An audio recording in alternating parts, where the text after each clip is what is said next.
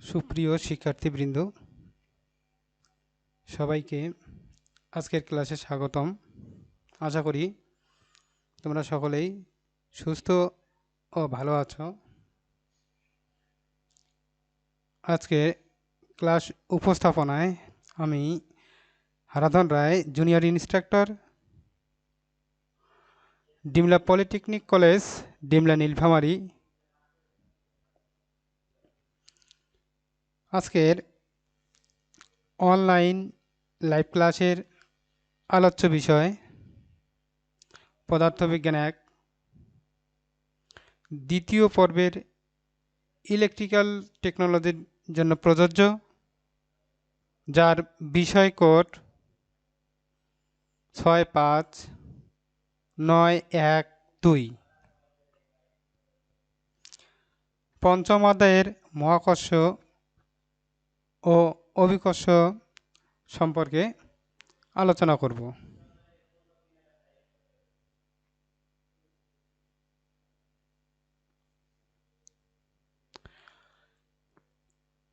এই পাঠ শেষে শিক্ষার্থীরা যা জানবে বা শিখবে তা হলো,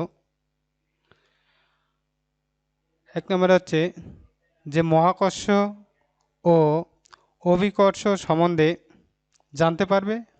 2, নিউটনের মহাকর্ষীয় সূত্র ব্যাখ্যা করতে পারবে। 3, অভিকর্ষ ত্বরণ সম্বন্ধে জানতে পারবে। 4, কেপলারের সূত্র সম্বন্ধে জানতে পারবে।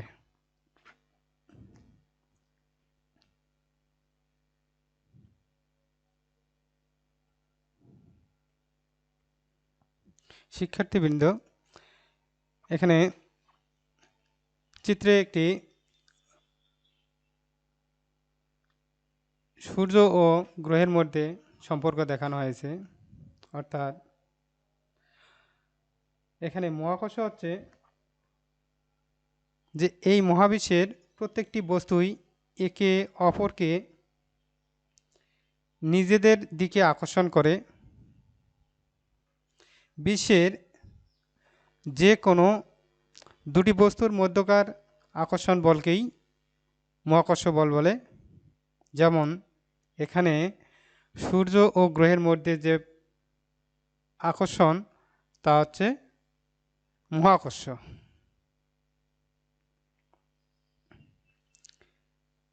এখন আমরা কেপলারের সূত্র সম্পর্কে জানব। কেপলারের সূত্র হচ্ছে যে 1609 খ্রিস্টাব্দে ডেনমার্কের বিখ্যাত জ্যোতির্বিদ জোহান কেপলারের গ্রহগুলো ঘূর্ণনের 3টি সূত্র বিবৃতি করেন। এই সূত্রগুলোকেই কেপলারের সূত্র বলা হয়। প্রথম সূত্র হচ্ছে কক্ষের সূত্র।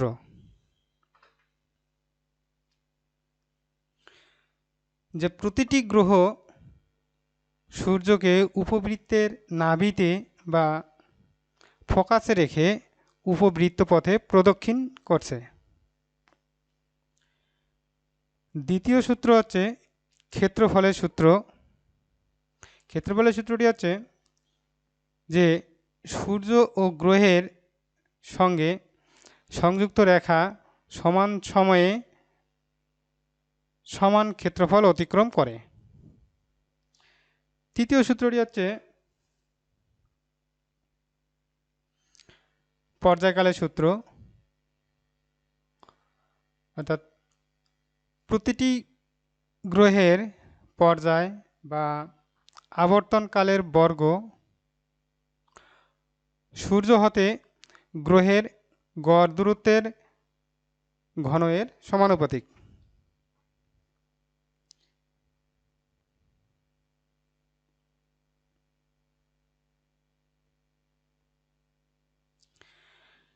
এখন আমরা অভিকর্ষ কি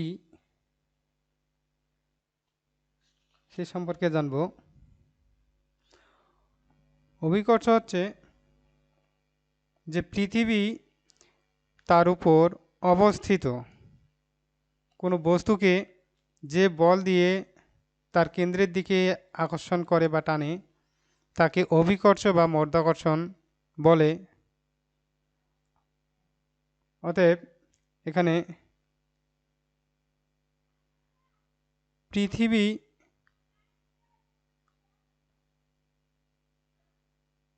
ও চাঁদের মধ্যে যে আকর্ষণ তা হচ্ছে অভিকর্ষ।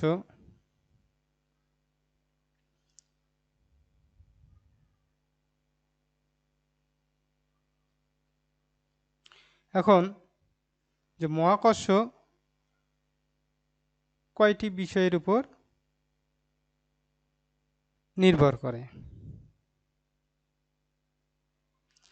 মহাকর্ষ দুটি বিষয়ের উপর নির্ভর করে।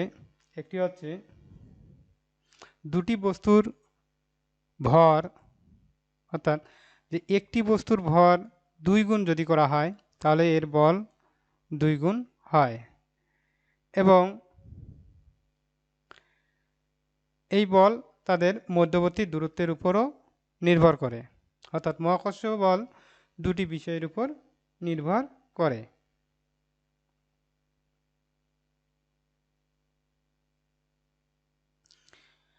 এখন নিউটনের মহাকর্ষীয় সূত্র সম্পর্কে জানব। যে নিউটনের মহাকর্ষীয় সূত্রটি হচ্ছে যে এ মহাবিশ্বের যে কোনো দুটি বস্তু পরস্পরকে আকর্ষণ করে। এই আকর্ষণ বলের মান শুধুমাত্র বস্তুদ্বয়ের ভর ও তাদের মধ্যকার দূরত্বের উপর নির্ভর করে, কিন্তু তাদের আকৃতি, প্রকৃতি বা মধ্যবর্তী মাধ্যমের উপর নির্ভর করে না। এই আকর্ষণ সম্পর্কে নিউটনের সূত্রই নিউটনের মহাকর্ষ সূত্র নামে পরিচিত। সূত্রটি হলো যে এই মহাবিশ্বের যে কোনো দুটি বস্তুকণা পরস্পরকে এদের মধ্যবিন্দু বা কেন্দ্রের সংযোগ সরলরেখা বরাবর একটা বল দিয়ে আকর্ষণ করে। বস্তুকণা দুটির দূরত্ব অপরিবর্তিত থাকলে এই আকর্ষণ বলের মান বস্তুকণা দুটি ভরের ও ভরের গুণফলের সমানুপাতিক।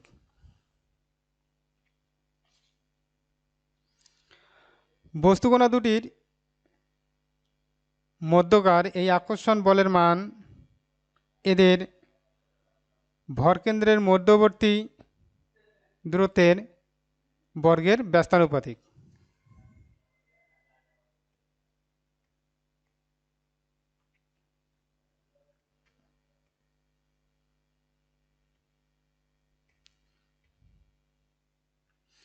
এখন নিউটনের মহাকর্ষ সূত্রের ব্যাখ্যা। ধরি দুটি বস্তুকণার ভর m1 ও m2 এবং এদের ভরকেন্দ্রের মধ্যবর্তী দূরত্ব d। যদি এদের মধ্যকার আকর্ষণ বল F হয় তবে গাণিতিকভাবে লেখা যায় যে F proportional to the m1 m2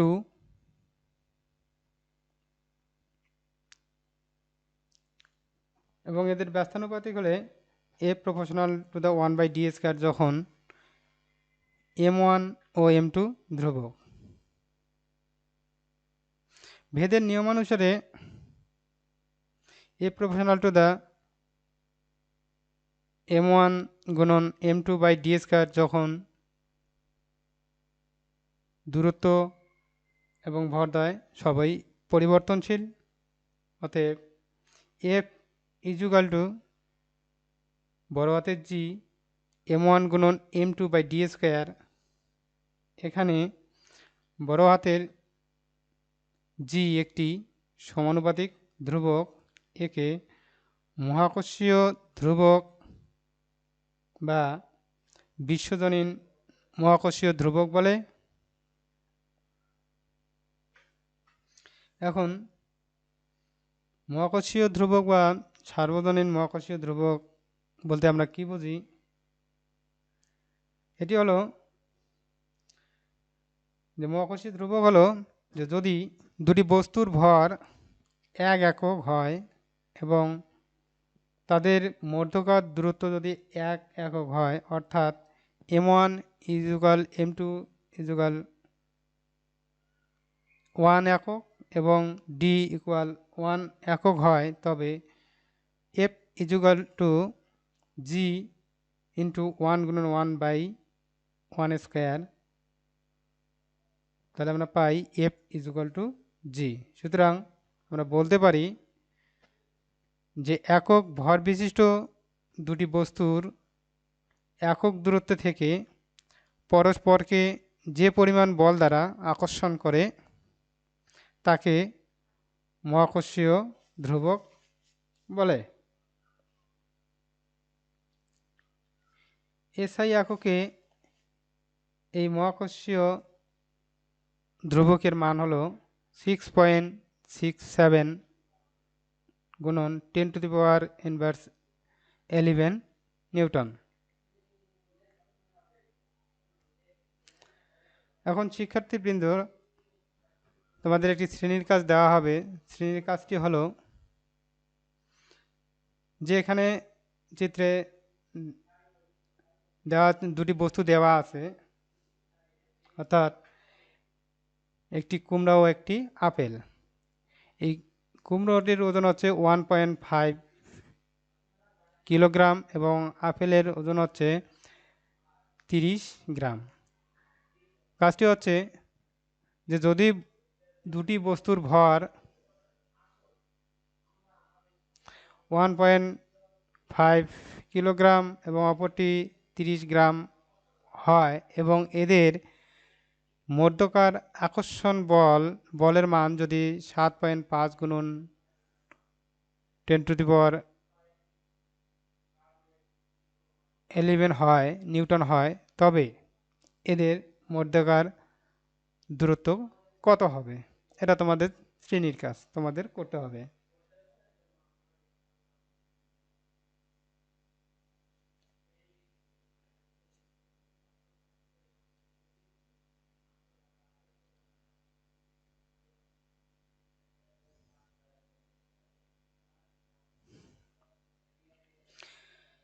এখন মহাকর্ষ ও অভিকর্ষের মধ্যে পার্থক্য কি সে সম্পর্কে জানব। মহাকর্ষ হচ্ছে যে এই মহাবিশ্বের যে কোনো দুটি বস্তুর মধ্যে যে আকর্ষণ বল তাকে মহাকর্ষ বল বলে। অপরদিকে পৃথিবীর সঙ্গে অন্য বস্তুর আকর্ষণ বলকে অভিকর্ষ বল বলে। মহাকর্ষ বলে সূর্য ও চন্দ্রের মধ্যে যে পারস্পরিক আকর্ষণ বল তা হচ্ছে মহাকর্ষ বল। অপরদিকে পৃথিবী ও চন্দ্রের মধ্যে পারস্পরিক আকর্ষণ যে বল তা হচ্ছে অভিকর্ষ।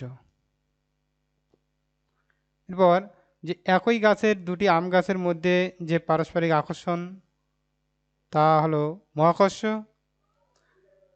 অপরদিকে পৃথিবী ও আম গাছের একটি আমের মধ্যে যে আকর্ষণ তা অভিকর্ষ।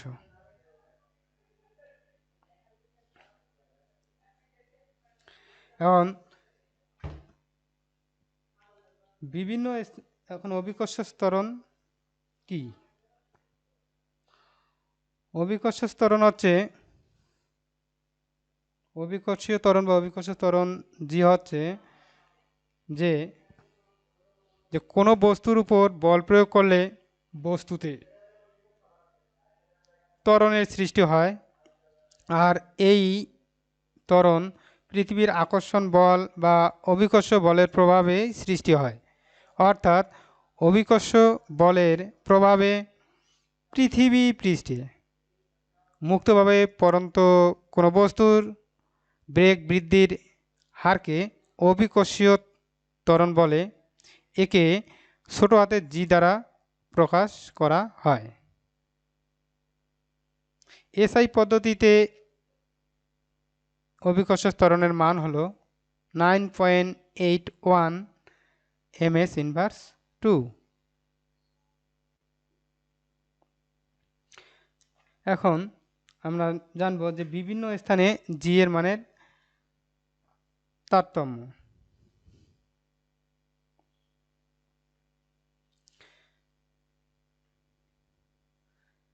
এখানে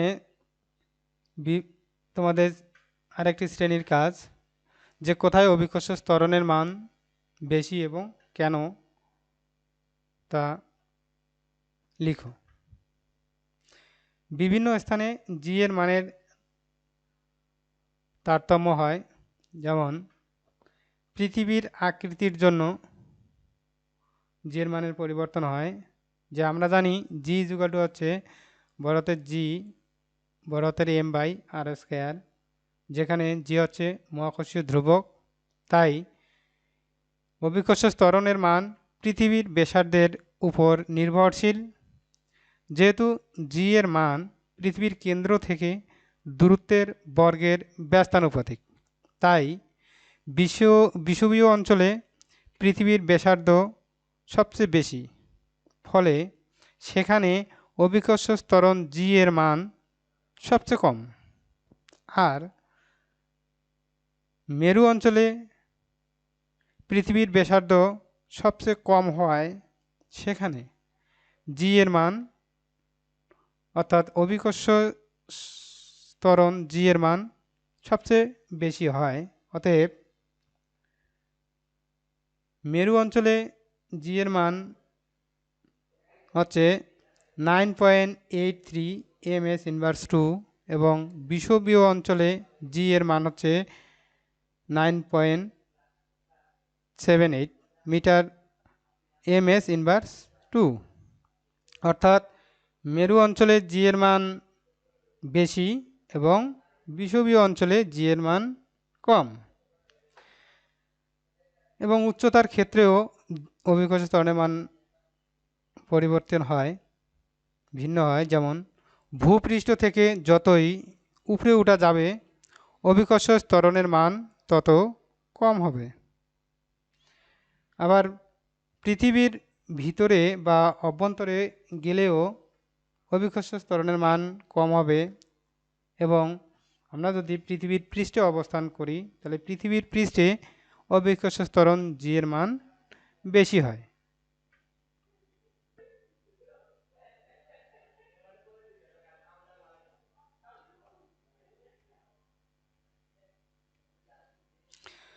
তাহলে আমরা এখানে মহাকর্ষ মূল্যায়ন আছে, যে মহাকর্ষ ও অভিকর্ষের মধ্যে যে যা জানলাম সে সম্পর্কে আমরা এর পার্থক্য করতে পারবো এবং পার্থক্য করতে পারবো।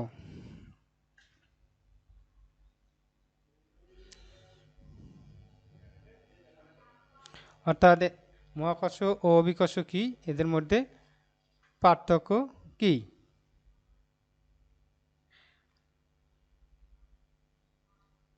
শিক্ষার্থীবৃন্দ, এখন তোমাদের একটি বাড়ির কাজ দেওয়া থাকবে, তোমাদের করতে হবে। কাজটি হলো যে অভিকর্ষ ত্বরণ বস্তু নিরপেক্ষ হলেও স্থান নিরপেক্ষ নয়, ব্যাখ্যা করো।